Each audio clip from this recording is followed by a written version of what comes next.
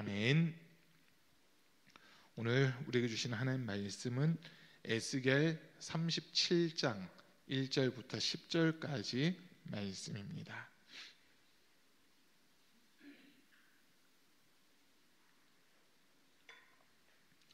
에스겔 37장 1절부터 10절까지 말씀을 제가 한 절 읽고 우리 성도님들 한 절 읽고 교독하겠습니다.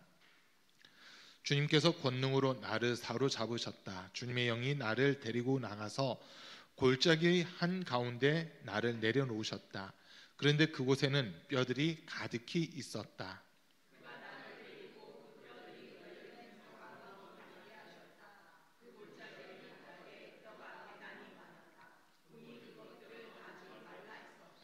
그가 내게 물으셨다. 사람아, 이 뼈들이 살아날 수 있겠느냐? 내가 대답하였다. 주 하나님, 주님께서는 아십니다.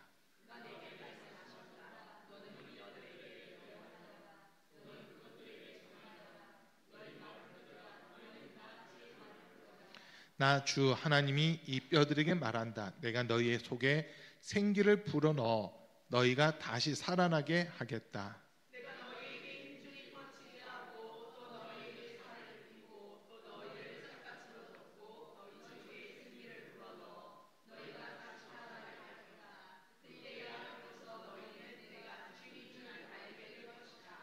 그래서 나는 명을 받은 대로 대언하였다. 내가 대언할 때에 무슨 소리가 났다. 보니 그것은 뼈들이 서로 이어지는 요란한 소리였다.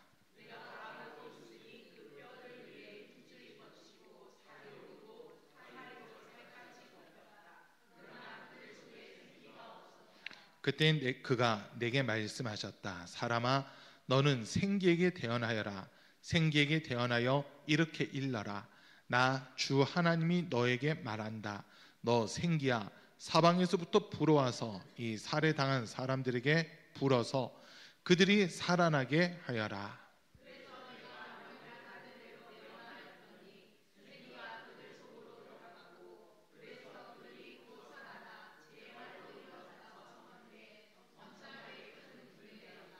아멘. 오늘 함께 금요기도에 참석하신 모든 성도님들 삶 속에 주님이 주시는 신령한 은혜와 은사와 복이 늘 충만할 수 있기를 간절히 축복합니다. 어떻게 설명절 잘 보내셨습니까? 기분 좋은 사람 또 서울까지 갔다 오셨는데 고생 많이 하셨습니다. 서울 경기 쪽엔 또 눈이 엄청 많이 왔다고 그러던데 눈 때문에 고생들 많이 하셨을 것 같고요. 또 날씨가 추워서도 고생들 하셨을 것 같습니다. 벌써 1월 마지막 날이 있고요. 이제 한 2시간 반만 지나면 또 2월달 새로운 달이 또 시작됩니다. 한 달 새해를 시작하면서 우리가 주님 앞에서 새롭게 결단했던 부분들, 또 하나님 앞에 올 한 해는 이렇게 살아보겠다라고 다짐했던 부분들이 있을 텐데 그것이 첫 달부터 어떻게 잘 지켜지고 있는지 주님 앞에 돌아보시고 또 주님 앞에 서는 날 정말 부끄럼 당하지 않는 그런 우리 성도들 될 수 있기를 간절히 축복합니다.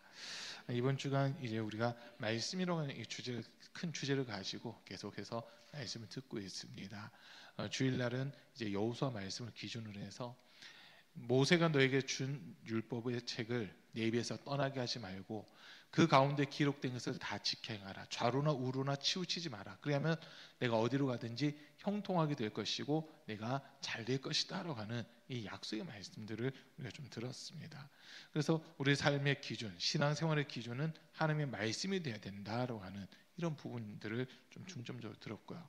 수요일날은 이제 부활하신 예수님이 엠마오로 내려가던 두 사람의 제자들을 만나시고 그들과 여러 대화를 나누시면서 성경에 기록되어 있는, 특별히 구약 성경에 기록되어 있는 예수님에 대한 말씀들을 예수님이 직접 풀어주실 때 이들이 하는 말이 그가 우리에게 말씀을 풀어주실 때 우리 마음이 뜨거워지지 않았느냐라고 하는 이 부분을 보면서 말씀이 들려질 때 심령이 뜨거워지고 말씀이 들려질 때 낙심되고 소망 없던 사람들이 새로운 힘을 얻고 소망 가운데 살아갈 수 있다라고 하는 이런 말씀을 또 함께 들었습니다.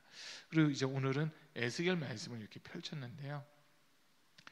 에스겔은 이제 우리가 보면은 에스겔 전체적인 내용은 좀 어려운 내용들이 많이 기록되어 있다고 볼 수 있어요. 제일 어려운 책에 제가 보니까 성경에서 제가 볼 때예요. 제가 볼 때 제일 어려운 부분들이 사실 예레미야, 에스겔 이 부분들이 좀 어렵긴 하더라고요. 왜냐하면 남유다가 멸망할 때쯤에 쓰여진 책들이거든요. 그러다 보니까 유다의 멸망을 할 것을 미리 보고, 그리고 그 이후에 어떻게 될 것인지 이런 것들을 이들이 체험을 통해서, 이들의 어떤 영적인 경험들을 통해서 하나님이 말씀을 하시다 보니까 사실 좀 어려운 부분들이 많이 담겨져 있습니다.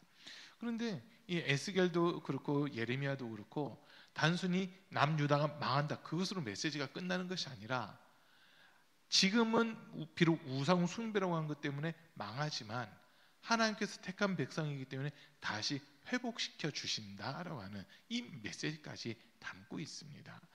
오늘 우리가 읽은 이 에스겔 37장은 어떻게 보면 에스겔 선지자가 환상을 보고 있는 그 장면이라고 보시면 돼요. 1절 말씀을 잠깐 보면은, 주님께서 권능으로 나를 사로잡으셨다. 주님의 영이 나를 데리고 나가서 골짜기의 한 가운데 나를 내려놓으셨다. 그런데 그곳에는 뼈들이 가득히 있었다로 되어 있는데요. 그 주님의 영이 나를 데리고 나가서라고, 이 부분에서 우리가 알 수 있는, 지금 이게 영적인 체험을 하고 있는 거고, 환상 중에 하나님께서 행하실 크고 놀라운 일들을 에스겔에게 보여주고 계시는 거구나라고 하는 거, 이걸 우리가 볼 수 있는 부분이라는 거거든요. 그러니까 실질적으로 마른 뼈들이 살아났다가 아니라, 이 에스겔이 하나님의 성령으로 인도함을 받아서 환상을 보게 되는데, 그때 이제 중요한 사건이 바싹 마른 뼈들이 일어나고, 그 위에 근육이 생기고, 근육이 생기고 살이 붙고, 그리고 피부가 이렇게 생성되면서 사람의 모양을 갖추게 되고, 그 속에 하나님이 보내신 영, 생기가 그 속에 들어가서 큰 군대로 일어서는 이런 모습들이잖아요. 그 뒤에 우리가 오늘 읽지 않았는데 그 바로 뒤에 어떤 내용이 나오냐면, 하나님께서 에스겔에게 하신 말씀, 이는 이스라엘 백성이다라고 하는 이 말씀을 하시거든요. 그러니까 지금은 완전 멸망당해서 무너지고 마른 뼈와 같이 아무런 소망 없는 이스라엘 백성들을 향해서 하나님의 말씀이 그들에게 들려질 때, 그들의 영혼이 살아남과 동시에 그들이 하나님의 군대로 세워진다라고 하는 이런 말씀들을 주시는 겁니다.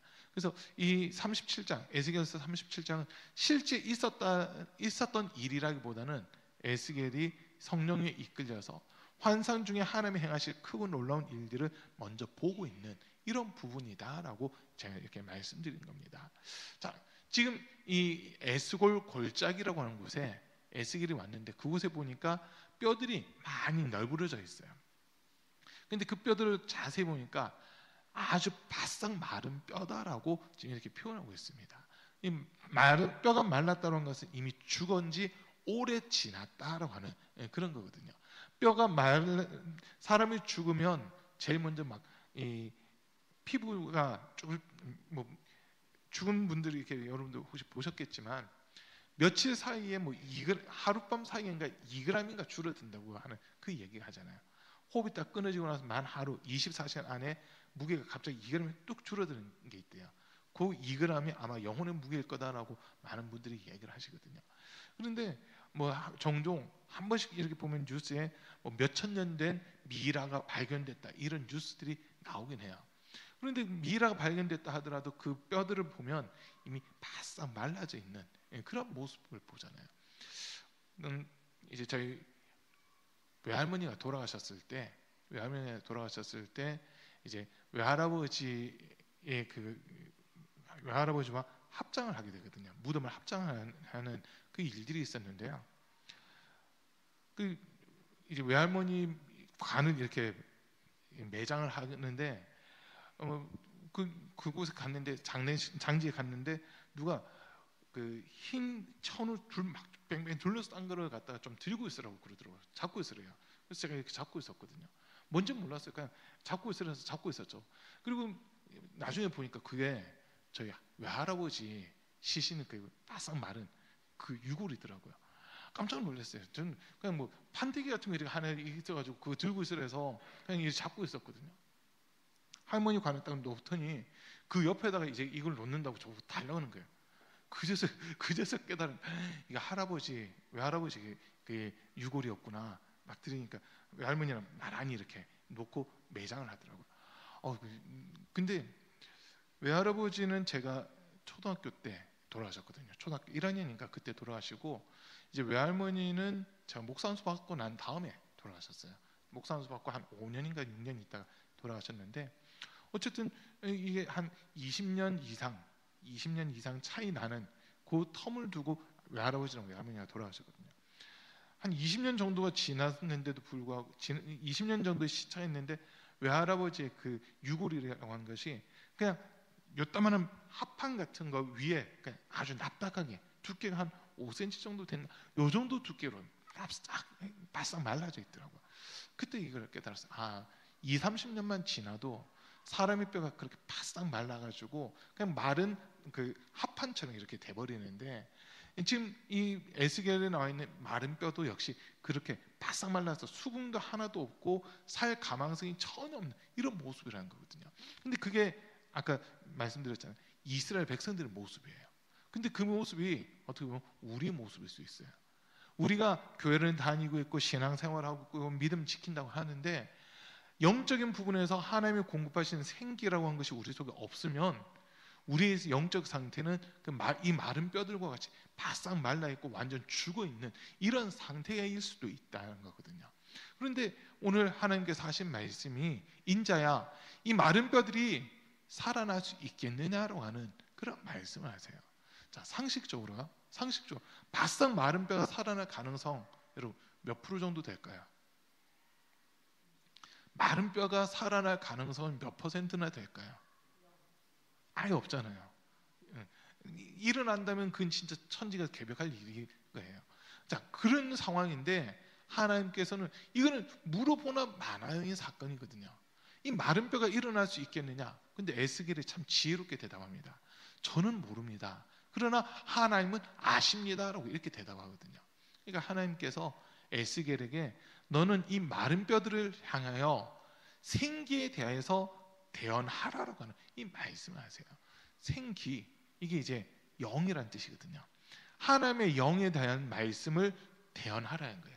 하나님께서 주신 그 말씀, 영적으로 깨달은 그 말씀을 이 마른 뼈들을 향해서 선포하고 대언하고 증거할 때 하나님이 행하신 그 크고 놀라운 일들을 너가 보게 될 거다라고 하는 이 말씀을 하시거든요.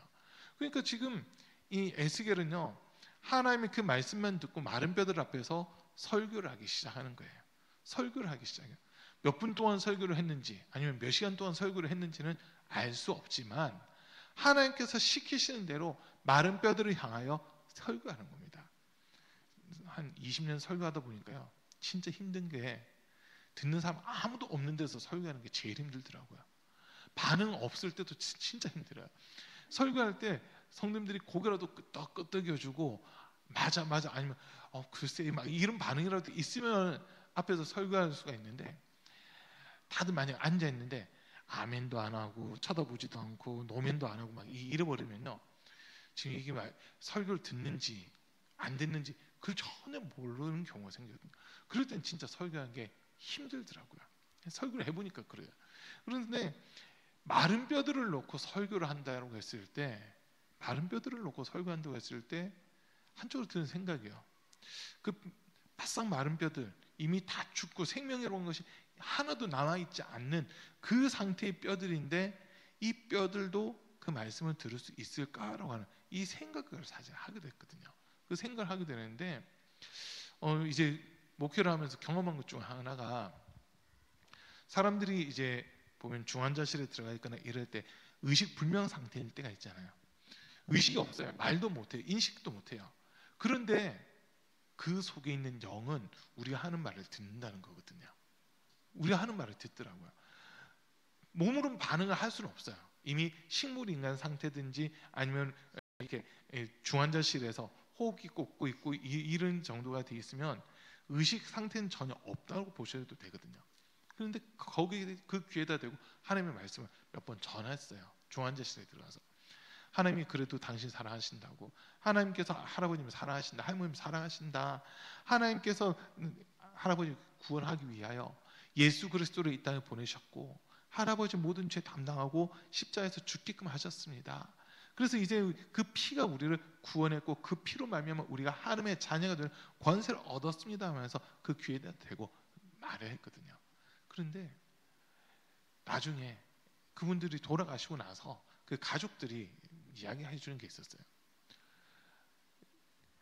그분이 듣든지 안 듣든지 우리는 그게 중요한 게 아니라 그 영혼이 천국 가야 된다. 사실 그게 또 중요한 부분이다 보니까 그 귀에다 대고 하나님 이 영혼 붙들어 달라고 이 시간 천군 천사 보내시고 악한 사단 마귀 더러운 귀신 역사들이 틈타지 못하도록 주님 보혈로 덮어 달라고 그 기도도 간절하게 하고 저희가 나왔었거든요. 근데 그분들이 돌아가시고 나서 그 가족들 유족되는 분들이 며칠 있다가 이렇게 얘기를 해주신 거예요. 꿈을 꿨는데 우리 아버님이 천국에서 환하게 웃는 그런 꿈을 꿨어요. 막 이런 얘기를 해주시는 분들이 계시거든요. 그런 얘기를 들을 때 그래도 이분이 일평생 예수 믿지 않았다 하더라도 그 영혼이 마지막 순간에는 그 말씀을 들었고 또 보혈로 덮어달라고 하는 이 기도에 하나님이 응답하셨구나라고 이런 감사하는 마음들이 이렇게 생긴 적이 있었거든요. 그걸 보면서 우리 육체적으로는 들을 수 없다 하더라도 우리 속에 있는 영은 그 말씀 하나하나를 듣고 있다라는 거, 그거를 분명히 알게 된 적이 있어요. 여러분, 지금 우리가 그래서 어떤 목사님들은 그런 얘기까지 하시더라고요. 잠잘 때도 진짜 영적인 말씀을 이렇게 유튜브가 됐든지 오디오 파일이 됐든지 그걸 틀어놓으면 내 육체는 잠들었기 때문에 못 듣는 것 같지만 내 속에 있는 영은 그 말씀을 계속 듣는다라고 하는 그런 이야기를 하신 분들도 계세요. 그래서 그런 걸 보면서 하나님의 말씀이 우리 육체에다가 영향을 주는 것이 아니라 우리 영혼에다가 영향을 주고 있구나라고 하는 그런 것들을 여러 번 경험한 적이 있었거든요. 지금 하나님의 말씀에 어떻게 보면 이 에스겔 입장에서 보면요, 이게 된다고요? 이 마른 뼈들에게 말씀을 전하라고요? 라고 하면서 좀 당황스러웠을 수도 있어요. 당황스러웠을 수도 있어요.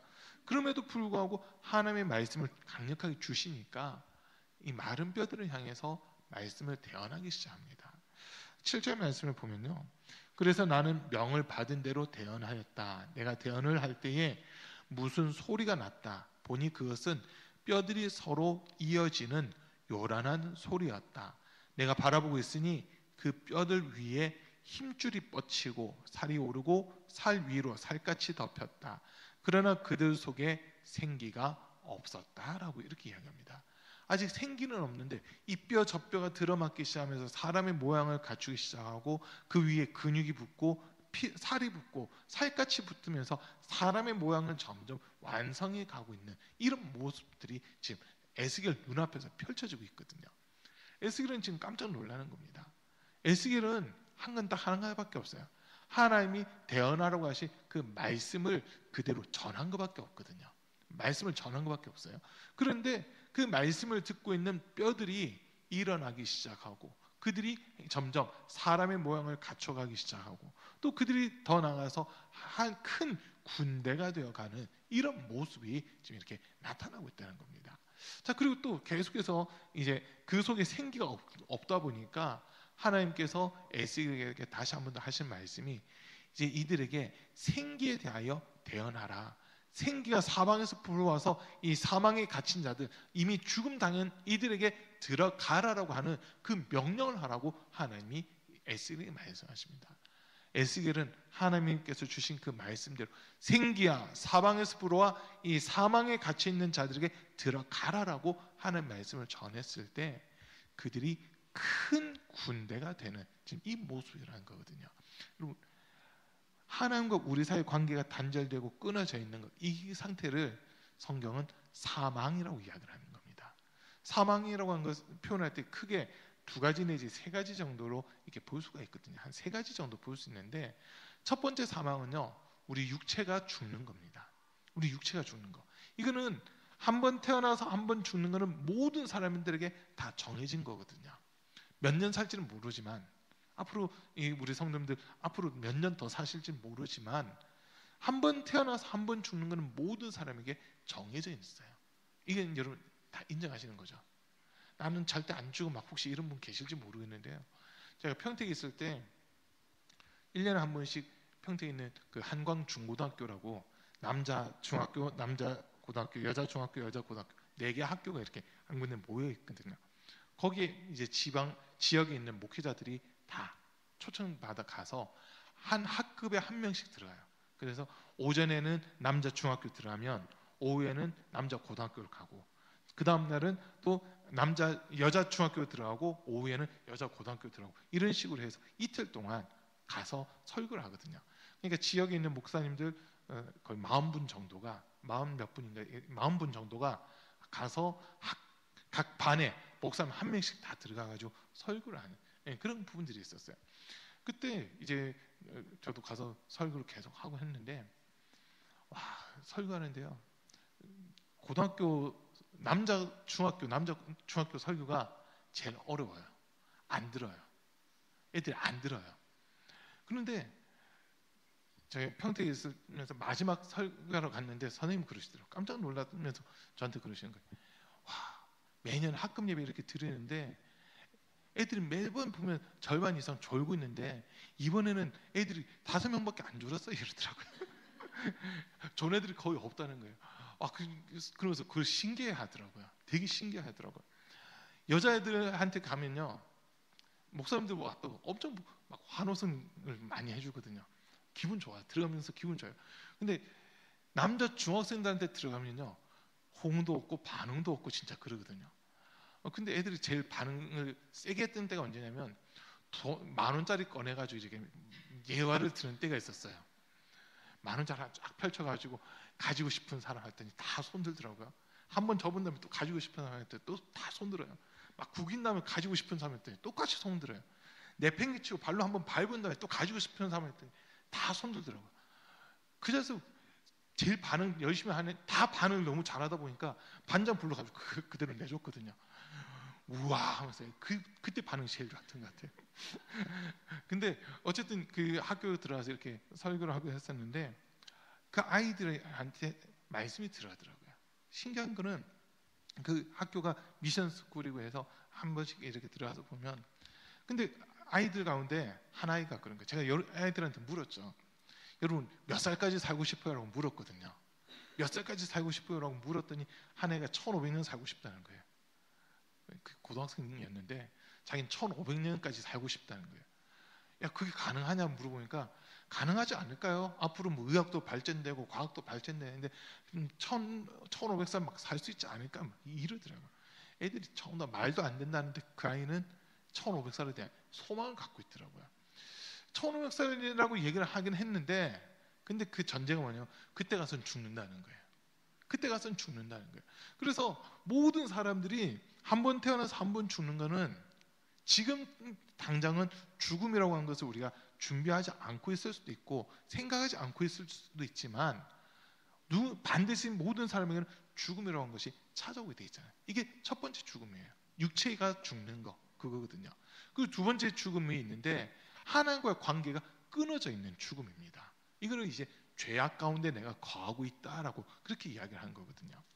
이사야 59장 1절과 2절 말씀을 보면 여호와의 팔이 짧아 구원치 못하심이 아니요 여호와의 귀가 둔하여 듣지 못하심이 아니라 다만 너희의 죄악이 너희와 너희 하나님 사이를 갈라놓았고 너희 죄가 그의 얼굴을 가리어서 너희에게서 듣지 않으시게 함이니라라고 하면서 이 죄라고 하는 것으로 말미암아 하나님과 사람 사이가 단절됐다, 분열됐다라고 하는 이 이야기를 하고 있거든요. 에덴 동산에서도 보세요. 아담과 하와가 선과 악을 알게 하는 나무 열매를 따먹고 나서는 하나님과 관계가 깨져버렸습니다. 하나님과 관계가 깨졌어요. 또 사람과 사람 사이 관계도 깨졌고 사람과 자연 사이 관계도 깨지는 이런 모습들이 있잖아요. 관계들이 깨졌었거든요. 그 깨진 관계, 이거를 또 사망이라고 또 이야기를 합니다. 근데 누구와의 관계가 깨졌느냐라고 했을 때 하나님과의 관계가 깨져 있는 것, 요거를 영적으로 죽었다라고 하는 그런 표현을 쓰게 되는 겁니다. 자, 그리고 세 번째 말하는 죽음이 있는데 그거는 우리가 영혼과 육체가 분리된 이후에 우리 영혼이 지옥에서 영원한 형벌 받는 것, 이거를 가리켜서 성경은 둘째 사망이다라고 그렇게 표현하고 있습니다. 육체의 죽음이 끝이 아니라 그 이후에 심판이 있는데 영원한 사망으로 들어가는 거, 지옥 형벌이라는 것은 영원한 사망이다라고 성경이 표현하고 있다는 거거든요. 그럼 우리가 이 땅에서 지금 제가 설명한 대로 한다면 우리가 이 땅에서 사실 많은 사람들이 경험하게 되는 죽음은 두 가지 죽음이에요. 하나는 육체의 죽음이고 하나는 하나님과의 관계가 단절된 이 영적인 죽음. 이 두 가지는 사실 이 땅에서 경험이 되어버리는 겁니다. 그리고 영원한 죽음은 우리 육체의 생명이 끝난 이후에 이어지는 그런 모습이라는 거거든요. 근데 중요한 게 지금 뭐냐면 하나님과 관계가 단절되어 있을 때도 불구하고 하나님은 그 단절되어 있는 사람들, 하나님과의 관계가 끊어지고 하나님이 더 이상 도와줄 수 없는 그 위치에 있는 사람까지도 하나님은 구원하기를 원하신다고 하는 겁니다. 우리 입장에서는 포기하고 싶어요. 그런데 하나님 입장에서는 그 사람이 죽기 전까지는 기회를 주시면서 돌아오라고 하는 사실 그 신호를 보내고 계시는 거거든요. 근데 그 신호를 깨닫지 못하면은 영원한 죽음으로 들어간 거고, 그 신호를 깨닫고 주님 앞에 돌아오는 사람들은 살 수 있는 기회가 열리게 된다라고 하는 겁니다. 그래서 모든 사람들이 어떻게 보면 육신의 죽음, 하나님과의 단절, 영원한 지옥 형벌, 또 세 가지의 죽음이 사실 우리 앞에 있다고 봐도 무방한 그런 모습으로 지금 다 살아가고 있어요. 그런데 이런 상황 속에서 하나님이 우리를 살리시는 방법이 있는데 그게 뭐냐면 하나님의 말씀을 통해서 우리를 살리신다는 거거든요. 하나님이 천지 창조하실 때 창세기 1장에서요. 하나님이 천지를 창조하실 때 창조하신 방법이 뭔지 여러분 다 아시죠? 하나님이 천지 창조하신 방법은 말씀으로 창조하시는 겁니다. 있으라고 하는 말씀을 하시는데 말씀이 그대로 이루어진 거거든요. 말씀이 그대로 이루어지는 거예요. 그러니까 하나님 말씀하신 대로 그대로 이루어졌을 때 성경 뭐라고 이야기하냐면 하나님 보시기에 좋았더라라고 하는 이 표현을 쓰고 있습니다. 하나님의 말씀이 그대로 이루어졌을 때 하나님이 기뻐하셨고 하나님이 그것을 통해 영광 받으셨다라고 하는 이런 이야기거든요. 그래서 하나님의 말씀 속에는요 두 가지의 힘이 있습니다. 하나는 창조력이고요, 하나는 생명력입니다. 없던 것들이 있어지고 무에서 유를 창조하는 창조력이 하나님의 말씀 속에 담겨져 있어요. 그리고 하나님의 말씀을 들을 때 우리 영혼이 소생함을 얻게 된다는 거거든요. 그래서 생명력이 있다라고 그렇게 우리가 이야기를 하는 겁니다.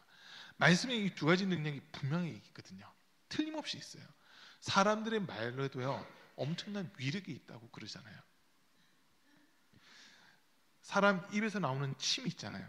이 침 성분을 누가 한번 분석을 했대요. 지금 화가 막 가득해가지고 다른 사람을 향해서 막 저주하고 욕하는 사람의 침을 받아가지고 그 침을 연구를 해봤다는 거예요. 근데 충격적인 결과가 나왔는데요. 지금 분이 가득하고 열을 토하고 있고 막 사람과 싸우면서 다른 사람을 맹렬히 공격하고 있는 사람의 침을 받아서 분석을 했을 때 어떤 결과가 나왔냐면요. 독사의 독보다 더 독한 독이 그 침에 들어있다는 거예요. 그러니까 이 사람의 입에서 나온 말이 다른 사람을 살리기도 하고 죽이기도 할 수 있는 그런 힘이 있다라고 하는 것을 과학자들이 한번 밝혀낸 적이 있었거든요. 독사에게서 나오는 그 독보다 몇 배나 더 강력한 독이 지금 미워하는 마음으로 다른 사람을 향해 막 욕하고 저주하는 그 침 속에 그런 독이 들어가 있더라는 거예요. 우리 눈에는 이 독이 보이지도 않는데 과학자들이 그 성분을 분석했을 때 사람을 죽일 수 있는 독이 침에서 나오더라라고 하는 거거든요. 그만큼 사람의 말이 살리는 힘도 있고 죽이는 힘도 있습니다. 그러다 보니까 너무 사실 두려운 거거든요. 야고보서에서는 그래서 우리 말을 조심해야 된다고 하는 차원에서 어떤 이야기를 하냐면 자기 입에다가 재갈을 물려야 된다라고 하는 그런 이야기까지 합니다. 재갈을 물려서 말을 하지 못하게끔 그렇게 하는 거예요. 와, 우리 이 몸을 어떤 한 방향으로 이끌어가는 키가 있다면 그게 우리의 혀라고 하는 거거든요. 어떤 말을 하느냐에 따라서 그 사람의 삶이 완전 바뀐다는 거잖아요. 사람의 말 속에도 그만큼 능력이 있거든요. 그러니까 지금 뭐 우리나라 전체적으로 보면 헌법재판소가 됐든 법원이 됐든 이제 여러 재판들을 하잖아요. 재판을 할 때 사람들이 누구 말에 집중을 하는지 아세요? 판사 말에 집중합니다. 판사가 마지막 어떤 판결을 내리느냐거든요. 마지막 최종 판결을 내리기 전까지는 변호사라든지 검찰 측에서 변호사 검사가 서로 막 논쟁을 벌여요. 검사 측에서는 어쨌든 죄를 하나라도 더 찾아내서 이런 죄가 있다, 이러니까 무조건 징역을 해야 된다, 뭘 해야 된다 막 요구를 하겠죠. 그런 반면 변호사들은요, 그 죄를 하나라도 막 깎으려고 형을 좀이라도 줄여보려고, 죄가 이 사람은 죄 지은 게 아니다, 이 사람은 오히려 억울한 거다라고 하면서 죄가 없다라고 하면서 계속 막 변호를 합니다. 그렇게 서로 법리를 가지고 법을 가지고서 서로 막 논쟁을 벌이거든요. 그러다 보니까 하루에 만에 재판이 끝나는 게 아니라 막 어떤 재판은 몇 년씩 가잖아요. 몇 년씩 가기도 하고 몇 달씩 가기도 하는 이런 모습들이 있는데, 사람들은 누구 말에 귀를 기울이냐? 마지막 최종 판결을 내리는 판사의 말에 귀를 기울이고 있거든요. 판사가 어떤 판결을 내리느냐, 여기서 막 갑론을박이 막 있다 하더라도 판사 입에서 나오는 그 말이 이제 모든 것들을 정리를 하는 말이잖아요. 죄가 있다, 무죄다, 유죄다, 무죄다, 이거를 선고하는데 그 어떤 말이 나오느냐에 따라서 사람을 살릴 수도 있고 죽일 수도 있는 이런 부분들이 생긴다는 거거든요, 법정에서는. 그러면 하나님 앞에서도 마찬가지라는 거예요. 아까 얘기했잖아요. 하나님 말씀 속에는 창조력이 있고 생명력이 있는데, 하나님은 이 두 가지 일을 하기 위해서 우리에게 말씀을 주시는 거거든요. 우리를 죽이려고 말씀 주신 것이 아니라 우리에게 생명 주시고 우리에게 영생 주고자 말씀을 주시는 거예요. 그런데 이 말씀에 대해서 사람들은 에이 그런 게 어디 있어라고 하면서 믿지 않고 받아들이지 않는 이런 모습들이 성경에 많이 기록되어 있잖아요. 소돔과 고모라 성이 멸망당할 때 보세요. 하나님이 아브라함에게 말씀하셨고 그 아브라함은 하나님께 끊임없이 기도를 합니다. 그리고 소돔 성에 들어간 두 명의 천사가 롯에게 이 성이 앞으로 멸망할 것이다, 하나님께서 심판을 작정하셨다라고 하는 것을 롯에게 알려줍니다. 이유는 하나예요. 아브라함을 생각해서 롯에게 알려주시고 또 이 롯과 그의 가족들이 피신하라고 도망가라고 기회를 지금 주신 거거든요. 롯이 그 사실을 알고는 롯이 자기의 사위 될 두 남자들에게 이 사실을 알려요. 그랬더니 그 사위 될 사람들은 뭐라고 하냐면, 장인어른 농담하지 마십시오라고 하면서 하나님이 소돔과 고모라 성을 심판하실 것에 대해서 농담으로 받아들입니다. 농담으로 받아들이고 그 말씀을 믿지 않다 보니까 이들이 그냥 심판을 당하게 되죠. 만약 그 말씀을 진리로 받아들였으면 이 사람들은 살려고 도망을 쳤을 거예요. 살려고 도망치면서 롯과 롯의 두 딸을 데리고 더 멀리 도망쳤을 텐데, 이들이 농담으로 여기는 바람에 함께 가지 못하고 그냥 그곳에 장사돼 버리는 이런 일들이 있었거든요. 그러니까 천사를 통해서 전해준 말씀이 됐든 오늘날 목회자를 통해서 전해지는 말씀이 됐든 하나님이 주신 말씀이라면 그 말씀은 반드시 이루어지는 거거든요. 창조력이 있고 생명력이 있어서 하나님이 우리에게 말씀 주신 이유는 우리를 살리겠다는 거예요. 살리고 싶어서 말씀을 주시는데 사람들은 그 말씀을 믿지 않고 또 그 말씀을 농담으로 여기다 보니까 살리고 싶은 하나님의 마음과 상관없이 심판과 죽음과 멸망이라는 것을 당하게 되는 이런 모습들이 성경에도 이렇게 기록이 되어 있더라라고 하는 겁니다. 자, 오늘 다시 본문을 돌아와서 보면 에스겔은 하나님의 말씀을 듣고 이게 지금 이 뼈들이 진짜 살아날까 자기도 사실 믿지는 못하고 있지만 하나님이 말씀을 대언하라고 하는 부분에 대해서 그냥 아멘하고 순종하는 거예요. 순종하면서 마른 뼈들을 향해서 하나님의 말씀을 대언하기 시작하는데 그 뼈들이 서로 일어나기 시작하는 겁니다. 말씀 속에 생명력이 있기 때문에 죽은 영혼들이 살아날 수 있는 그런 힘이 있는 거거든요. 우리가 교회 몇 년 다녔다, 사실 그게 중요한 게 아니에요. 오늘 처음 교회를 나왔다 하더라도 오늘 하나님의 말씀이 내 귀에 들려지기 시작하면요, 내 영혼은 사는 겁니다. 신앙생활하면서 제일 힘든 것 중 하나가요, 말씀이 우리 귀에 들리는 거고요. 이게 제일 힘든 거예요. 요게 되면은 우리 영혼은 100% 살아납니다. 근데 말씀이 우리 귀에 안 들려지잖아요. 우리 영혼이 살아날 수가 없어요. 그래서 요한계시록 읽어보면 요한계시록 2장과 3장에서 소아시아 7교회를 향해서 동일하게 주신 말씀들이 있어요. 성령이 교회들에게 하신 말씀을 들을지어다. 귀 있는 자는 성령이 교회들에게 하시는 말씀을 들을지어다라고 하는 이 이야기가 7교회 동일하게 다 기록되어 있습니다. 예수님도 그 말씀 하시는 거예요. 들을 귀 있는 자는 들어라라고 하시는 거거든요. 말씀이 들려지면 말씀은 우리 안에서 생명의 일을 하기 시작하는 겁니다. 살리는 일을 하기 시작하는 거예요. 근데 말씀이 들려지지 않으면요, 내 소견에 옳은 대로, 내 생각대로, 내 뜻대로가 돼버리는 이런 모습이 되는 거거든요. 우리 신앙생활의 기준은요, 하나님 말씀입니다. 그래서 하나님 말씀이 가라고 하면 가는 거고, 하나님 말씀이 멈추라고 하면 멈추는 거. 그게 사실 우리 신앙생활이 되어야 되는 겁니다. 찬양 중에도 주님 말씀하시면이라는 찬양 있잖아요. 그 말씀 보세요. 뜻하신 그곳에 내가 있기 원한다라고 하는 그런 가사들이 기록되어 있는데, 주가 가라고 하면 내가 가고, 주가 멈추라면 멈추겠다고 이런 가사들이 들어가 있거든요. 그 가사대로가 사실 신앙생활의 모범이라는 겁니다.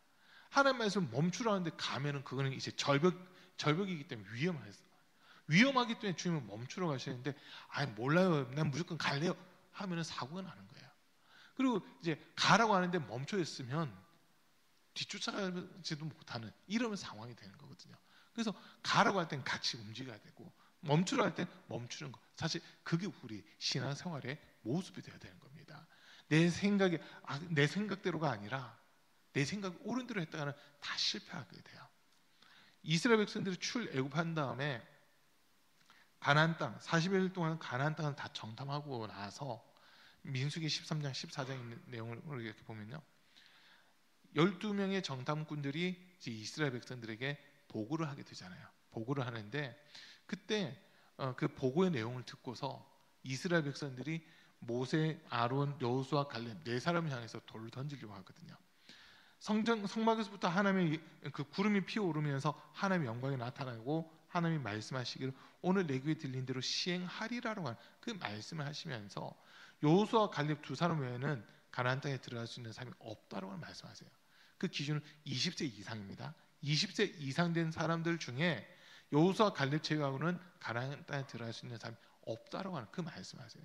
그러니까 이스라엘 백성들이 뭐라고 얘기하냐면, 우리끼리 지도자 세워서 우리끼리 저 땅에 들어갑시다. 1번. 우리가 또 새로운 지도자를 세워서 애굽 땅으로 다시 돌아갑시다. 2번. 이런 두 개파가 나눠지기 시작합니다.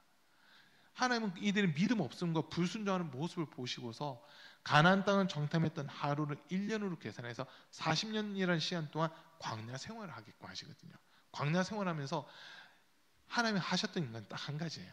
이스라엘 백성들로 하여금 하나님의 말씀을 믿는 믿음을 갖게끔 하는 그 일을 하신 거였거든요.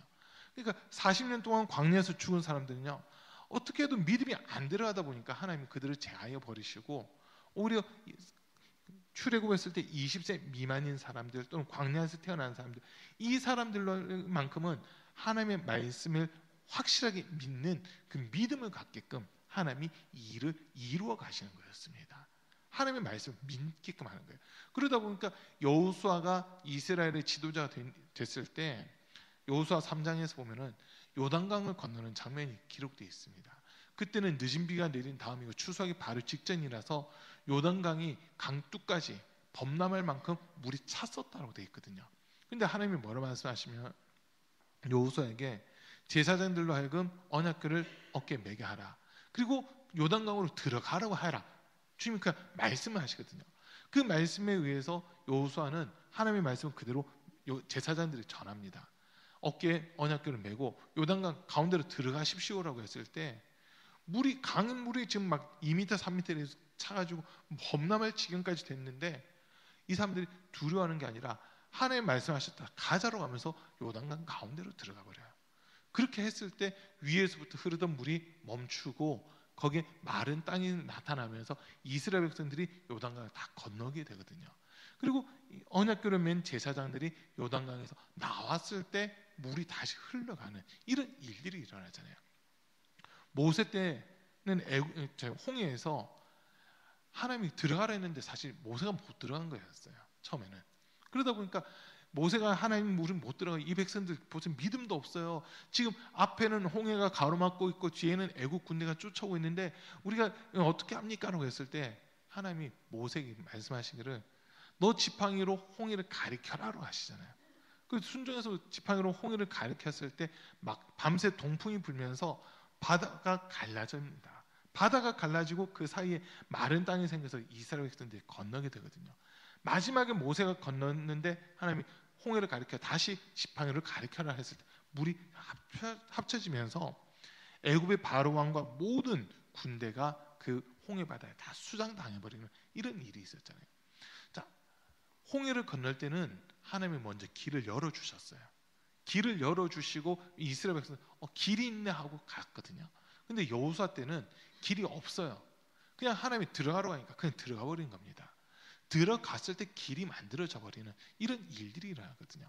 하나님이 행하신 그 일, 모세 시대 때도 물을 건넜고 여호수아 시대 때도 물을 건넜는데 모세 시대 때 사람들은 하나님의 말씀이 없다 보니까 먼저 표적을 보여주시는 거예요. 먼저 길을 내주시고 자, 길 있지? 여기로 가라고 말씀하셨어요. 그러나 40년 광야 생활하면서 이스라엘 백성들은 딱 한 가지, 하나님의 말씀은 살아있고 그 말씀대로 이루어진다는 것을 경험했기 때문에 하나님이 요단강 들어가라고 했을 때 이스라엘 백성들은요 조금도 요동하지 않고 그냥 들어가는 거였습니다. 말씀이 경험됐다는 거거든요. 말씀이 경험되고 체험되다 보니까 불가능해 보이는 일인데도 불구하고 하나님의 말씀에 그냥 순종했을 때 불가능한 일들이 가능케 돼버리는 이런 일들이 일어나는 겁니다. 이 이유는 하나님 말씀 속에 생명력이 있다는 거거든요. 하나님은 우리의 영혼을 살리시고 건지시고 구원하기 위해서 말씀하신 거기 때문에 그 말씀을 믿고 순종하는 자들에게는 하나님의 생명의 역사들이 반드시 나타나게끔 되어 있다는 겁니다. 그래서 지금 에스겔도 하나님 말씀 들은 대로 마른 뼈들에게 대언했을 때 일어나는 거예요. 이들이 사람의 모양을 갖추는 거예요. 그리고 그 마른 뼈들에게 다시 한 번 더 생기에 대하여 대언했을 때 생기, 하나님의 영이 그들 속에 들어가니까 이들이 큰 군대, 지금 여기서는 큰 군대라고 되어 있고 개역 개정판에서는 하나님의 군대라고 표현하고 있거든요. 마하나임, 하나님의 군대로 일어서는 이런 모습들이 나타나게 되는 겁니다. 저 여러분 속에 우리 모습을 이제 다시 보는 거예요. 지금 우리의 모습이 혹시 바싹 마른 뼈와 같지는 않은지, 아니면 뼈보다는 좀 나은 거예요. 이제 그나마 뼈들이 일어나서 사람의 모양을 갖추고 있는 이 수준에 와 있는지, 아니면 생기가 있어서 하나님의 영이신 성령이 함께함으로써 하나님의 강한 군대로 내가 세워졌는지, 이 세 가지 중 한 가지가 우리의 모습일 거거든요. 이 세 가지 중 하나가 우리의 모습이에요. 바라기는 이 자리에 계신 우리 성도님들이, 또 우리 가운데교회에 속해 있는 모든 성도님들이 하나님의 영, 성령으로 충만해서 하나님의 강한 군대로 세워질 수 있는 그런 은혜가 있기를 간절히 바랍니다. 하나님 말씀 속에 생명이 있어요. 자, 요한복음 6장에서 보면 예수님이 오병이어로 5,000명 먹인 그 사건이 기록됩니다. 그 이후에 예수님께서 이제 하시는 말씀이 나는 하늘로부터 내려온 살아있는 떡이다라고 하는 그 말씀하시면서 내 살은 참된 양식이고 내 피는 참된 음료다. 내 사유가 피를 먹고 마신 사람이 영생을 얻는다라고 이런 말씀을 하시거든요. 그때 사람들이 깜짝 놀라서 예수님을 많이 떠나게 돼요. 요한복음 6장 66절부터 68절 한번 띄워주세요. 요한복음 6장 66절부터 68절인데요. 같이 한번 읽어봅니다. 그때부터 그의 제자 중에서 많은 사람이 떠나가고 다시 그와 함께 다니지 아니하더라. 예수께서 12 제자에게 이르시되 너희도 가려느냐? 시몬 베드로가 대답하되 주여 영생의 말씀이 주께 있사오니 우리가 누구에게로 가오리이까? 베드로가 고백은 진짜 멋있게 잘했어요. 예수님이 내 살, 내 피 막 이런 얘기를 했을 때 사람들은 어렵다라고 하면서, 예수님의 말씀이 어렵다고 하면서 예수님 이제 많은 사람들이 떠나가기 시작해요. 소망이 없다는 거예요. 사람들이 기대했던 소망은 예수님이 로마를 뒤집어 엎고 이스라엘을 정치적으로 완전 독립하는 그런 왕이 되기를 기대했는데, 그게 아니라 날 잡아먹어라, 어떻게 이런 얘기를 하시다 보니까 사람들이 저 예수라는 사람에게도 더 이상 소망이 없어라면서 다 떠나버리는 겁니다. 다 떠나요. 그러면서 이제 많은 사람들이 예수님을 떠나는 그 모습을 보면서 예수님 제자들이 물어보신 거예요. 너희도 갈래? 너희도 갈래? 가려면 가라고 했을 때 베드로가 하는 대답이, 영생의 말씀이 주께 있습니다. 영생의 말씀이 우리 예수님께 있는데 주님 떠나서는 우리가 영생을 얻을 수 없습니다. 아무데도 가지 않겠습니다라고 하는 그 대답을 한 거거든요. 여러분, 우리 주님의 말씀 안에 우리 영혼을 살리는 생명력이 있습니다. 그래서 우리 하는 말씀 가까이 해야 되는 거예요. 하나님의 말씀이 증거될 때 사실 어마어마한 일들이 일어나거든요. 영적 전쟁에서 최고조가 어디냐면 하나님의 말씀 증거할 때입니다. 하나님의 말씀이 증거될 때예요. 많은 분들이 뭐 기도하다가 뭐 귀신 역사 나타나면 그게 단순히 그게 귀신 역사 드러났을 때가 영적 전쟁이라고 막 생각하는 경우도 있는데, 그것도 영적 전쟁이 맞아요.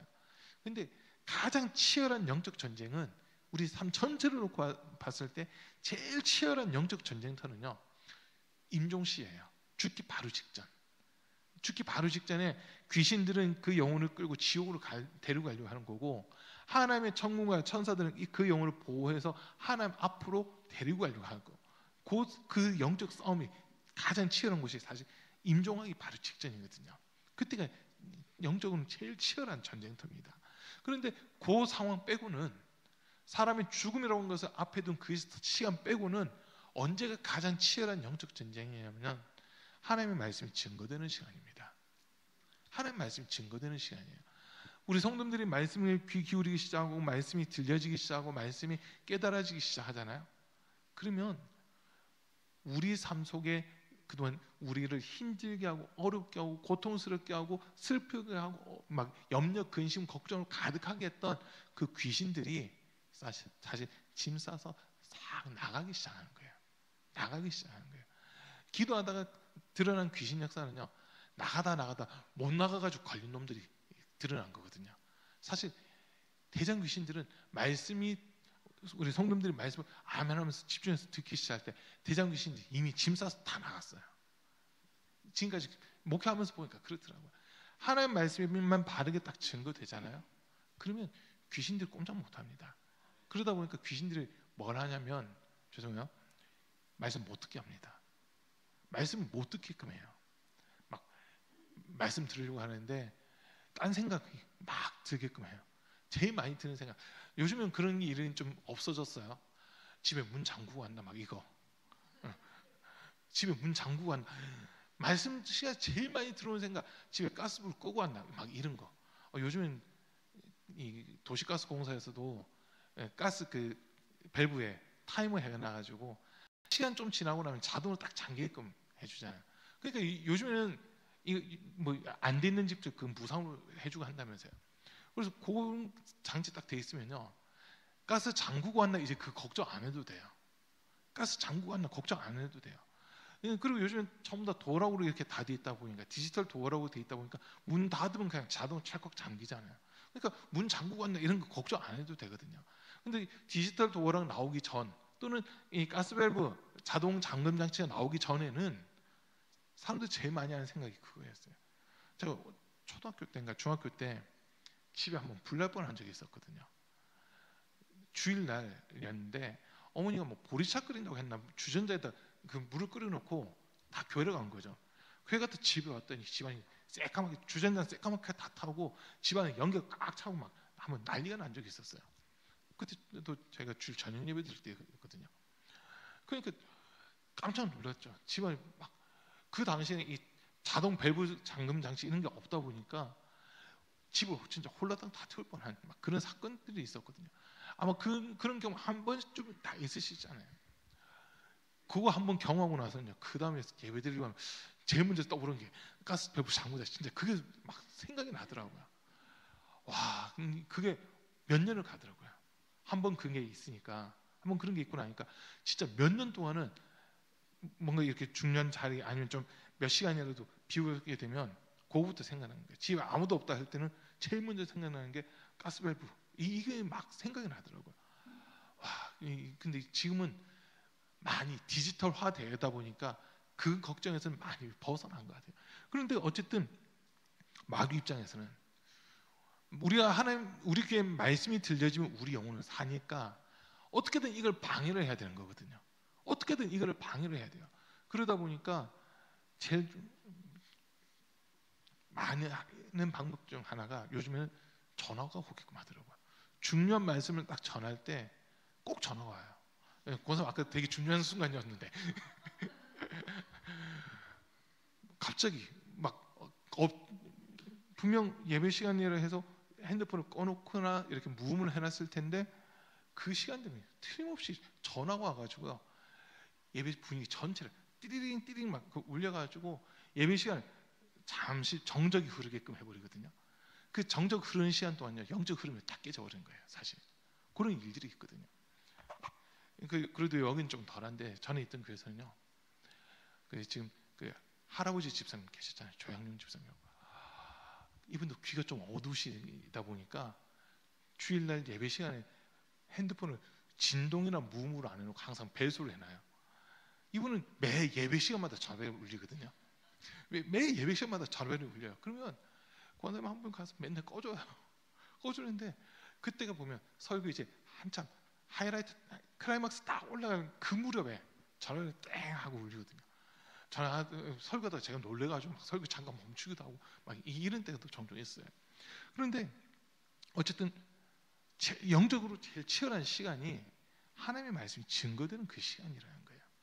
말씀을 전하면서 뭐 다른 예를 드는 경우들도 있잖아요. 일반적으로 예를 드는 경우들도 있는데 그 예를 들 때는 영적으로 방해를 많이 안 해요. 일상적인 이야기들이기 때문에. 근데 말씀 자체를 전하기 시작하잖아요. 말씀을 통해서 예수 그리스도를 전하기 시작하고 하나님의 구원의 역사, 이걸 제대로 전하기 시작하잖아요.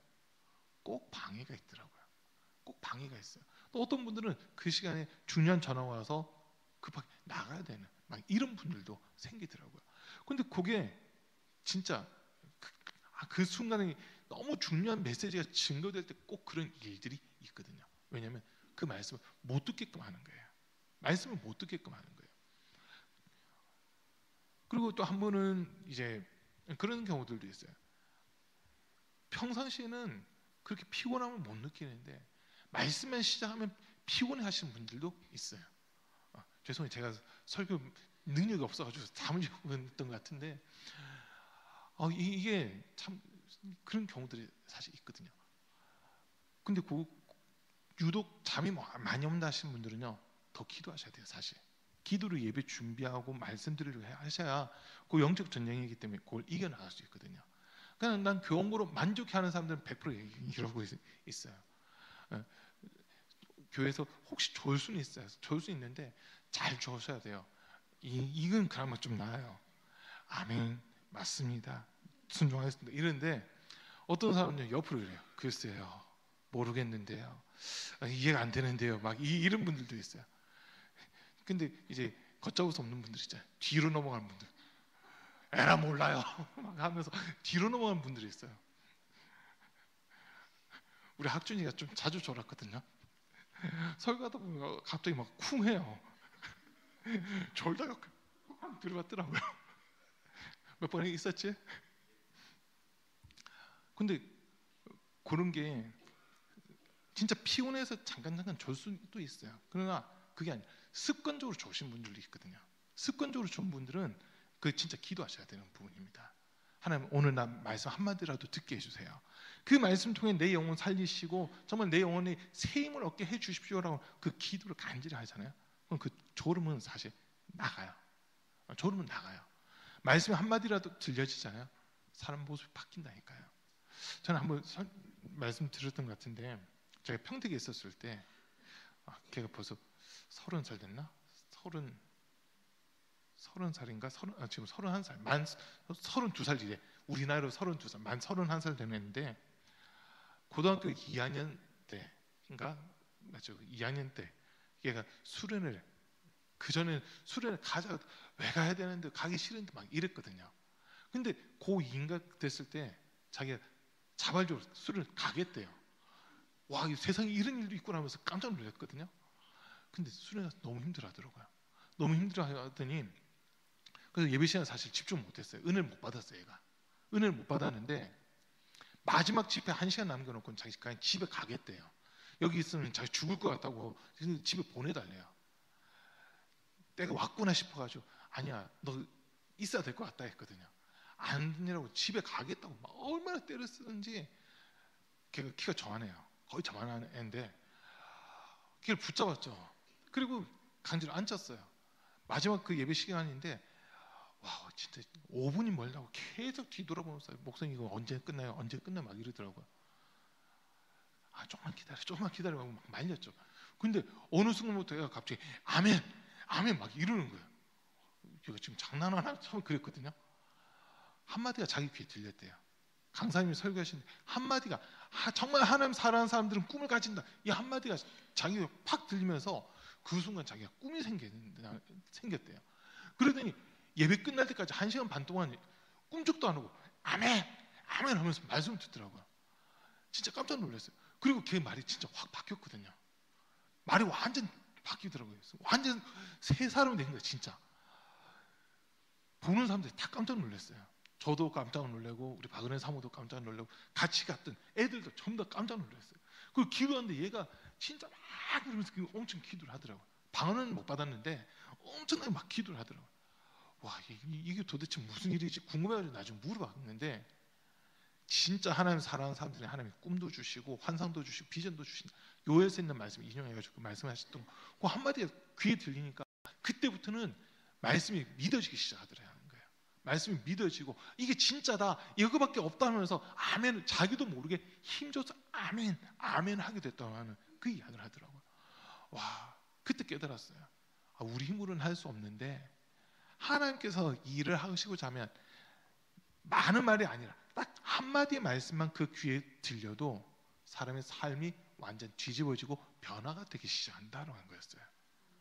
그걸 보면서 아 주님이 말씀 속에 생명력이 있고 말씀 속에 능력이 있다라고 하는 것을 다시 한번 더 경험한 적이 있었습니다. 우리 성도들도 마찬가지예요. 지금 제가 금요기도회 설교가 거의 1시간 막 이래 하잖아요. 1시간 이쪽 저쪽 하는데 1시간 동안 제가 설교한 거 여러분 100% 다 이해 못 하실 거예요. 100% 다 이해 못 하세요. 이건 틀림없어요. 50%도 이해 못 해요. 사실은 나 말씀 집중해서 다 들었는데 하더라도요. 진짜 말씀 속에 있는 거를 내가 몇 프로 이해했나 한번 자세히 보세요. 많이 이해하면 죄송해요. 저도 그래요. 저도 다른 목사님들 설교 이렇게 듣다 보면 문맥적인 건 이해를 하겠죠. 문맥적인 게 말고 영적인 부분에서 진짜 깨달아진 부분들이 있어야 되는데 그런 설교를 듣고 나면 사실 저조차도 한 10%에서 20% 정도 이해를 하는 것 같아요. 10% 내지 20%는 그대로 남아있고 80%는 몇 번을 다시 들어보다 보면 아 이런 얘기가 있었네? 이런 말씀도 하셨네? 그런 것들이 나오거든요. 그러다 보니까 그냥 이렇게 들었을 때는 설교 전체 한 20% 정도 사실 내 잔상에 딱 남아있는 거거든요. 근데 그 20% 되는 말씀이 일을 하기 시작하더라고요. 사실은 그 말씀들이 일을 하기 시작해요. 더 많은 비율로 내게 남아서 말씀이 생동력 있게 움직이면 더 좋겠지만 사실은 20% 될까 말까 그 말씀이 우리 안에서 일을 이루어가기 시작한다는 거거든요. 진리 가운데로 계속 이제 우리를 이끌어가기 시작하는 이런 모습들이 있어요. 그런데 딱 한마디 말로도 사람의 모습이 뒤집어지기도 하는 이걸 우리가 보는 거거든요. 그걸 보면서 아 하나님의 말씀이 아니고서는 사람의 근본적인 것을 변화시킬 수가 없고 하나님의 말씀을 읽거나 듣는 것이 아니고서는 진짜 우리 심령이 변화될 수가 없구나로 하는 이걸 우리가 오늘 깨닫게 되는 겁니다. 그래서 여러분 한 번 더 성경 읽자라고 하는 말이 그래서 나오는 거예요. 한 번 더 설교 들으라고 하면 사실 힘드실걸요. 제가 우리 교회 유튜브 한 번씩 들어가 봐요.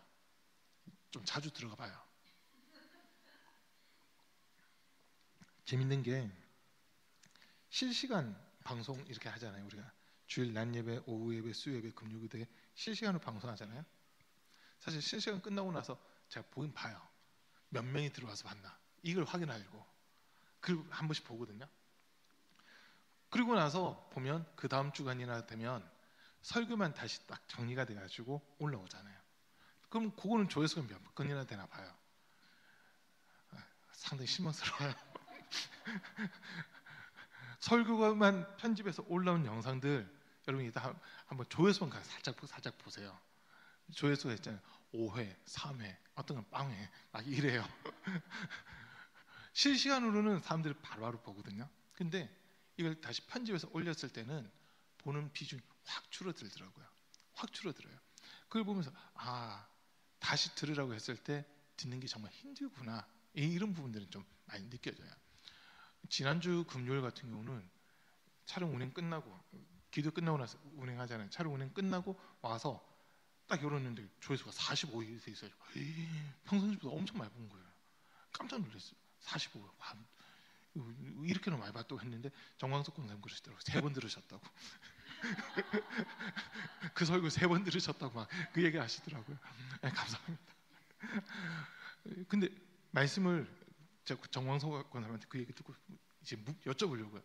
3번 들으셨다고 그때 저한테 그러셨잖아요. 지난주에.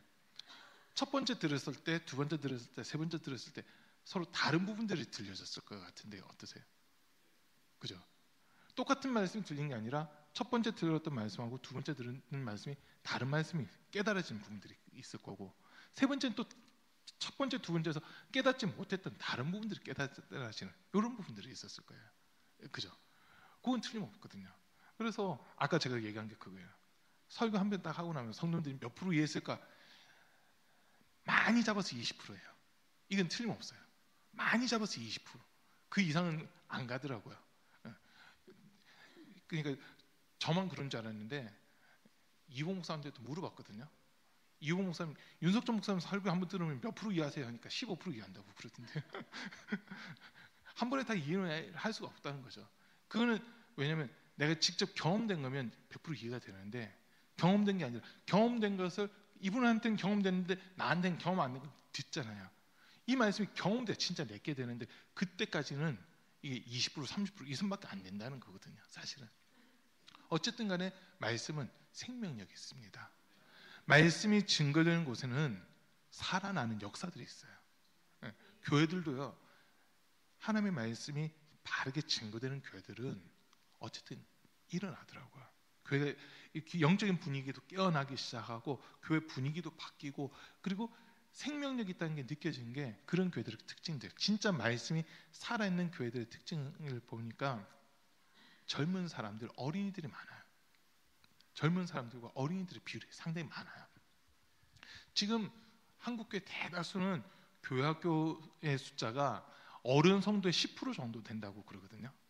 10%에서 한 30% 정도까지 요 선밖에 안 된다고 얘기하는데, 진짜 말씀이 생명력 있고 살아있는 교회들은 보면요, 어린이들 비율이 어른 성도님들 50%를 넘어가는 교회들도 많이 있어요. 간혹 가다가 어른 숫자보다 어린이 숫자가 더 많은 교회들도 있어요. 어른 숫자보다 어린이들 숫자가 더 많은 그런 교회들도 간혹 가다 보면 있어요. 천안에 있는 에베소 교회 같은 경우는 교학교 교사 안 하면은, 에베소가 아니고 저기 갈릴리 교회, 천안에 갈릴리 교회라고 있는데 거기는 교학교 교사를 안 하면 직분 안 줘요. 교학교 교사를 무조건 해야 하지만 2년이고 3년이고 교학교 교사를 했다 그러면 그때부터 성가대를 할 수 있고, 그때부터 집사가 될 수 있고 권사가 될 수 있고 막 이 이름 시스템으로 돼 있더라고요. 그러다 보니까 그 교회는 어른 성도보다 아이들 수가 더 많은 교회, 막 이렇게 소문이 나 있었거든요. 지금은 좀 달라졌어요. 그 전에 목사님이 엄청 유명한 분이에요. 이창준 목사님이라고. 이창준 목사님이라고 그분 계셨을 때는 우리나라 전국에서 교학교가 제일 부흥하는 교회라고 그렇게 소문났었거든요. 목사님 바뀌고 나니까 교학교가 지금 좀 줄긴 했는데, 근데 그 교회 시스템은 교학교 교사를 안 하면 다른 직분을 안 맡겨요. 교학교 교사를 한 다음에 성가대가 되고 뭐가 되고 막 이렇게 움직여 가더라고요. 어쨌든 그런 교회들의 특징은 진짜 말씀에 살아 있을 때, 말씀의 생명력 있고 말씀이 능력이 나타날 때는 그 나타나는 증거가 어린 아이들이 모이기 시작하고 청년들이 모이기 시작하는 그런 모습들이 있더라라고 한 거거든요. 그걸 보면서 우리 교회도 진짜 말씀이 살아 역사하고 생명력 있는 교회가 돼서 앞으로도 100년 동안 교회가 흔들리지 않고 계속 이어졌으면 좋겠다라는 그 마음을 갖게 되거든요. 100년 동안 이어지려면요, 첫째는 자녀 많이 낳아야 되고요. 근데 그거는 뭐 사람의 방법일 수 있겠지만 제일 중요한 거는 진짜 말씀이 들어가기 시작하면은 성도님들, 기존에 있던 성도님들이 먼저 살아나요. 이 영혼들이 살아나는 거고, 그 다음에 이 생명력이 있으니까 주변에서 이게 소문이 나기 시작해요. 저 교회 뭔가 특별한 게 있어, 저 교회 가보자, 저 교회 가보자 하면서 동서남북 사방으로부터 남녀 큰 무리가 몰려오는 그런 일들이 일어나는 거거든요. 그래서 사도행전에서 보면 하나님의 말씀이 왕성해지며 구원받는 삶이 날마다 더한다라고 하는 이 표현이 나와 있는 겁니다. 그래서 우리 모든 성도님들 오늘 이 말씀 기억하면서요, 하나님의 말씀이 내 귀에 들려지게 하시고, 이 들려진 말씀이 내 안에서 생명력이 있고 창조력이 있어서 마른 뼈와 같았던 내가 하나님의 군대로 우뚝 일어설 수 있는 그런 은혜를 경험하게 해 주십시오. 이게 오늘 기도 제목입니다. 여러분, 말씀 들려지는 거 이거 위해서 기도하셔야 돼요. 말씀이 안 들려지면 진짜 답답하거든요. 근데 한마디라도 말씀이 들려지기 시작하면 그 말씀은 우리 안에서 일을 하기 시작하는 겁니다. 그래서 그 말씀 속에 있는 생명력, 창조력 날마다 경험할 수 있는 우리 성도님들 다 되시기를 간절히 축복합니다. 우리 말씀 앞에서 경외함으로 주께 홀로 섭니다 하면 찬양하고 기도하겠습니다.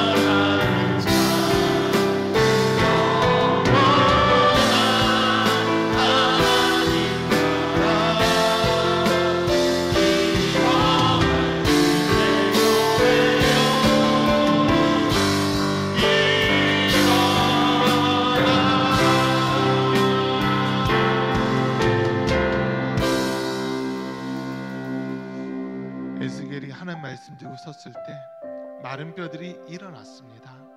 그들에게 또 하나님의 말씀을 증가하였을 때 그 마른 뼈들이 하나님의 큰 군대가 되었습니다. 하나님의 말씀 속에 창조력이 있고 생명력이 있다는 것을 오늘 우리가 깨닫게 됐습니다. 이 시간 우리 같이 기도하실 때 내 귀에도 하나님 말씀이 들려지게 하시고 죽었던 내 영혼, 잠들었던 내 영혼 하나님의 말씀 통하여 깨어나고 일어나고 하나님의 군대로 바르게 세워질 수 있는 그 은혜를 덧입혀 달라고, 정말 말씀을 기준되어 온전한 믿음 갖게 하시고 흔들리지 않는 믿음, 반석과 같은 믿음, 세상이 감당할 수 없는 그런 믿음을 소유할 수 있게 해달라고 이제 우리 주의 3번 부르고 함께 기도하겠습니다. 주여, 주여, 주여.